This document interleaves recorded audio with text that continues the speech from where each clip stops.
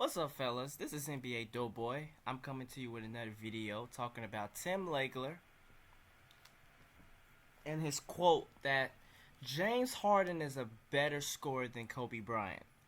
I'm guessing that Tim Legler believed this due to his numbers because, like all NBA analysts in today's era, they get taken away by the numbers. However, Tim Legler, to his credit, is a very good analyst. Tim Legler doesn't get a lot of time in the main ESPN. Obviously, he's on Get Up a couple times because Tim Legler is real. But it's sometimes, not everybody's perfect. They get caught up by the numbers, and then obviously he's probably one of those brothers that admit that he was wrong. And a lot of guys believe James Harden is better than Kobe Bryant. If you believe that is your opinion, especially if you got somehow factual evidence to somehow back this up, or you get swayed by James Harden's numbers. But if you're not one of those brothers like a fanboy that is just only saying this because you're a Kobe hater, then it's a whole entire different thing. I think once the hype dies down, Tim Legler will come to his senses and realizes that James Harden scoring abilities is buffoonery. He uses subterfuge to prosper on the court, and when he doesn't get this amount of subterfuge, his play suffers because of it. Keep in mind, James Harden obviously goes 100% in the regular season, and that is part of why he struggles in the playoffs in terms of his durability and stamina. Is also why he ridiculously tries to draw fouls in pivotal games and moments. This is what led to Max Kellerman pointing out when they was down by 3 and he needed a 3 to, I believe, tie the game, or the game was tied. I believe they was down by 3. He instead tried to draw a foul. Even the game against San Antonio where PJ Tucker was open, he completely ran through the guy, even though I'm sure he saw the charge. I believe he saw that charge a mile away. I guess he didn't believe the refs would call it and they'll give him the blocking foul. This is how James Harden play. Regardless of whether he says he doesn't draw fouls, you are based off of your actions. So James could tell you he doesn't flop or doesn't try to draw fouls.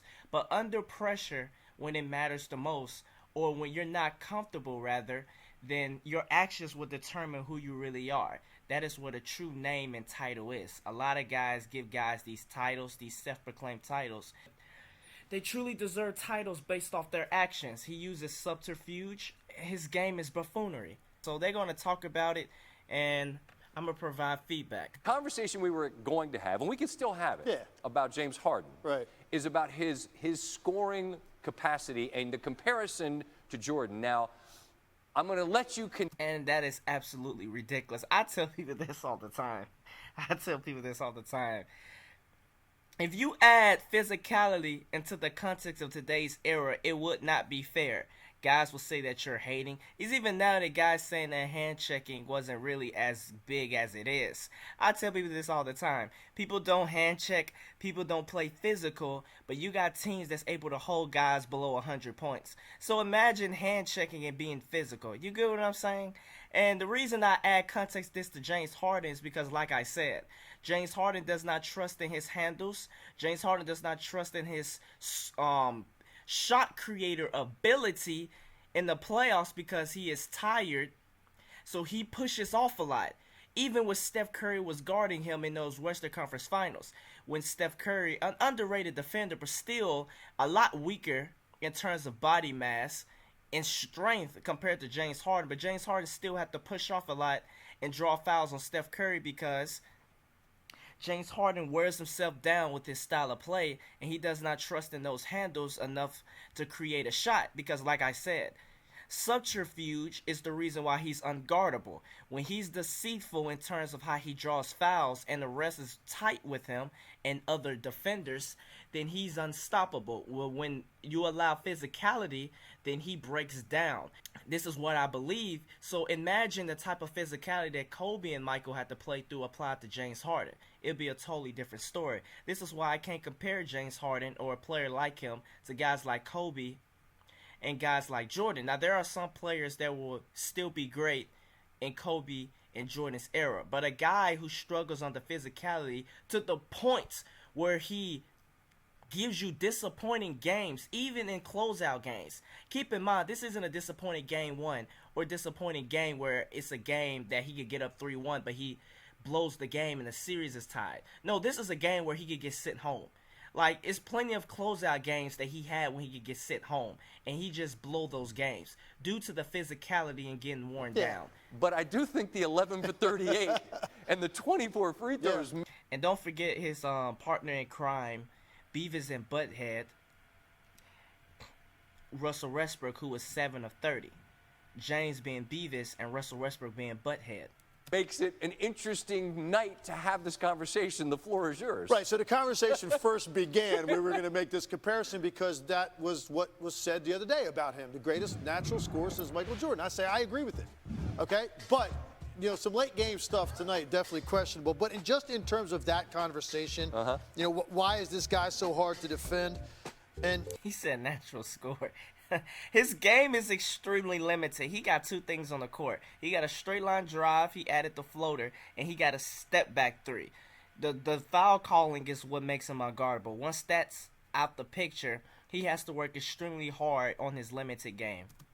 It's stuff like this. So you start getting guys rocking, and when you get a guy like this where you got, you know, your core back, but your feet up, I mean, you got all kinds of balance issues right now. Luck. Right, and Isaiah Thomas pointed this out. He said a lot of guys defend standing up. So this is also James Harden. Like I said, in the regular season, it's a lot softer. I mean, the brother is great. The brother is the best scorer in today's game by default. KD's hurt. Steph is hurt. And even if KD come back from the Achilles injury, I don't know if KD can become the best scorer ever again coming off the Achilles injury. We're just going to have to see. But if KD would have never tore his Achilles, he would have been the best scorer in the game. Because he's not a better scorer than KD to me. However, if you look at the lot of mechanics of defenders today, it's just not there.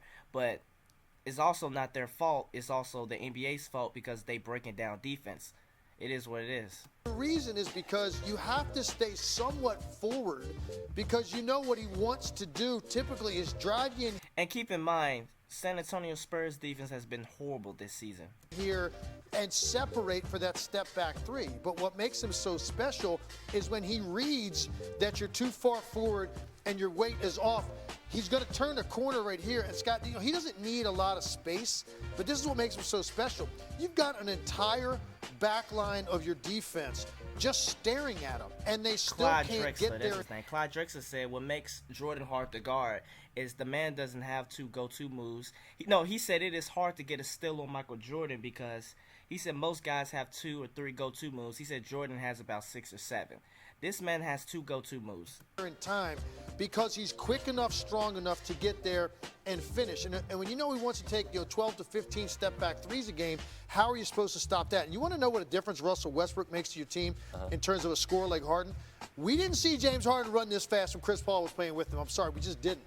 He knows now this ball is going to be pushed at a dramatic pace. So he's going to run into this. But in the past, he was doing something where he'd wait, and now he'd want this guy to close out, and then he'd say, okay, get out. You can tell the type of playmaker Russell Westbrook is. I said this about Russell Westbrook. Once he's committed to do something, he'll try to do it even if their way is blocked off. Like when he's committed to do something, he doesn't switch off of it. He'll attack it straight on. It's like a one-way type of thinking. So you can see where Russell Westbrook got the ball, he was committing to passing the ball to James Harden.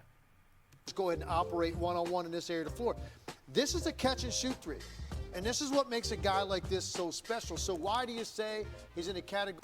That's why Russ' decision-making is quite overrated. Russ depends on a lot of his athleticism, so Russ doesn't really do well when the game slows down because it's like you have to play chess, and Russ is committed to only one thing at a time. Chris Paul will make up his mind, but Chris Paul will see multiple other openings and kick out to different things. Chris Paul was like a multi-dimensional thinker.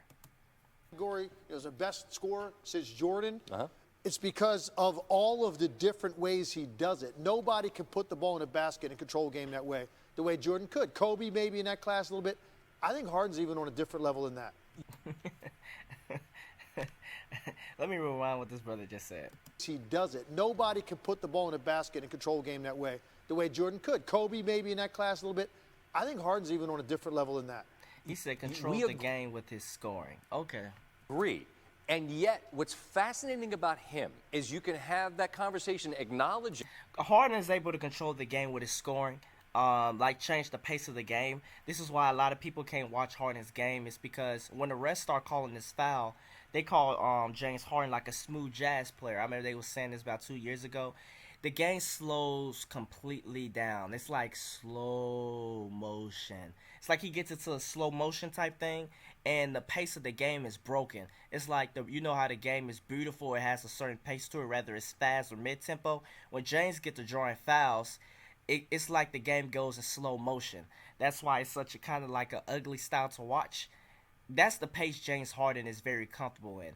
This is why it struggles in the playoffs, because James' pace of game and teammates getting know, because when his teammates get hot, they like play at a faster tempo, and James will like pick his spots when to slow down the game, or he'll shoot quick. But James like to completely slow down the game and play in slow motion. But this is only when the refs are giving him those foul calls. That, yeah, right? Right. And then say he was 11 of 38, 4 of 20 from 3, and got 24 of them at the line, which is why he is such a polarizing conversation. Agreed. With the people, even the people that acknowledge his greatness say he's tough to watch, or some of them do.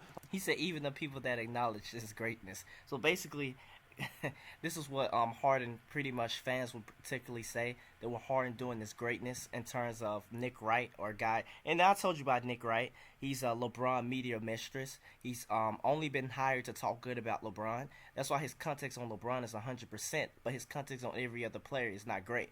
As the brother as smart as him, Nick Wright can literally for 2 days tell you how great LeBron is, but destroys all context when talking about Harden. Keep in mind, Nick Wright used to work at a Houston radio station, and Nick Wright's mindset is similar to Daryl Morey's. They're both nerds, and they care only about analytics. So Nick Wright's got some depths and godfathers he in depth to in Houston.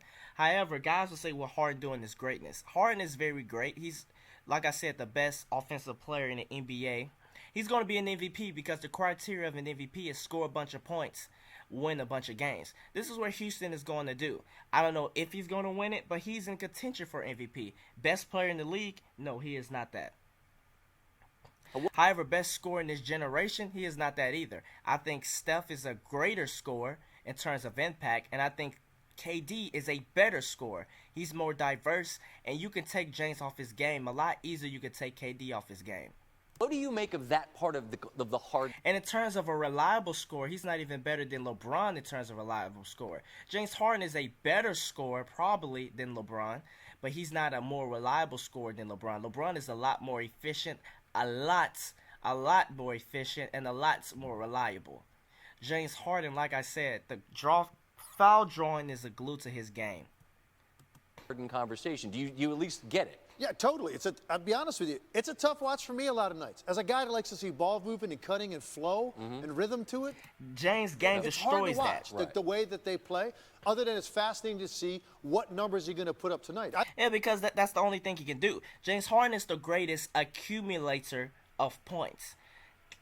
Not counting Wilt Chamberlain, because Wilt Chamberlain can accumulate a lot of points. So if we're just dissing Wilt Chamberlain, because his era was a lot different, if we just take away Wilt Chamberlain, James Harden is the greatest accumulator of points. The way he's able to accumulate points has been eye-opening. However, you have to see through the BS.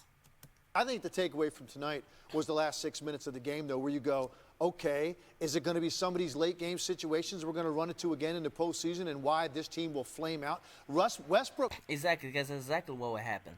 When you accept fraud from your leaders, you're pretty much accepting fraud into your lifestyle. So a lot of guys that's going to come to terms, whether it's fanboys or diehard James Harden fans, or guys who love James Harden, when they come to terms that James Harden play style is not what it is, it's going to feel like you're attacking them. This is why a lot of fanboys of a lot of areas, like perhaps LeBron James in terms of his personality, Chris Paul even to a certain degree, Allen Iverson, they have a hard time accepting this because they have accepted that these players can do no wrong just because they put up good stats. This is what's becoming of James Harden. They're confusing his game of greatness, regular season greatness in today's era. But like I said, it's buffoonery. It's ridiculous. As Max and Stephen A. called it perfectly. A shameless way of scoring. Was never. But buffoonery, subterfuge is not reliable. It's not reliable because he plays using deception. Because a person that has to deceive and use deception and nits and tricks just to get his points and outplay you doesn't truly believe in his game.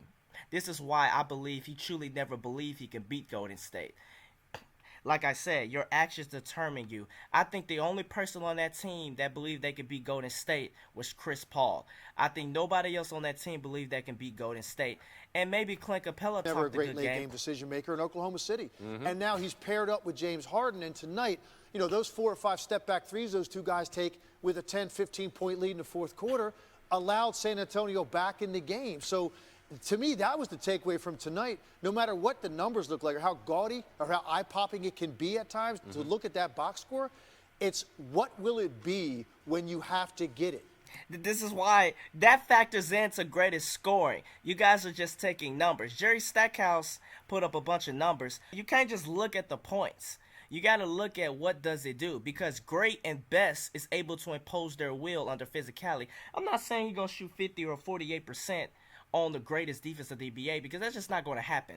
If you can do that, then you're the GOAT. This is why Michael's the GOAT. But don't act like Michael didn't have poor shooting performances against top defensive teams. It's going to happen.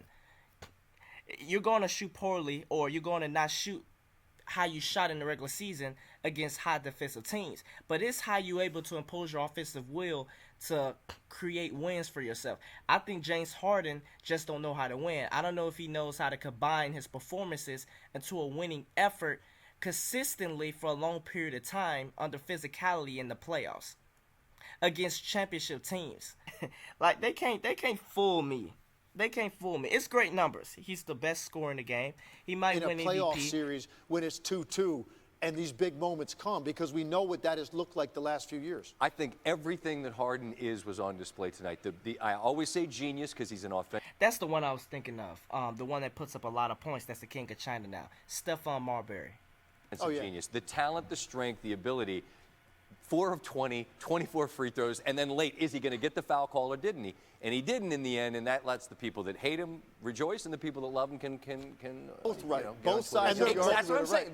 Thank you. That's well, guys, that's it. Don't be fooled by this scoring ability.